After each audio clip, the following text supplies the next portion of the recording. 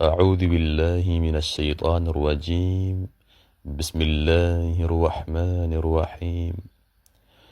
طه ما أنزلنا عليك القرآن لتشقى إلا تذكرة لمن يخشى تنزيلا ممن خلق الأرض والسماوات العلى الرحمن على الأرش استوى له ما في السماوات وما في الأرض وما بينهما وما تحت الثرى وإن تجهر بالقول فإنه يعلم السر وأخفى الله لا إله إلا هو له الأسماء الحسنى وهل أتاك حديث موسى إذ رأى نارا فقال لأهلهم كثوا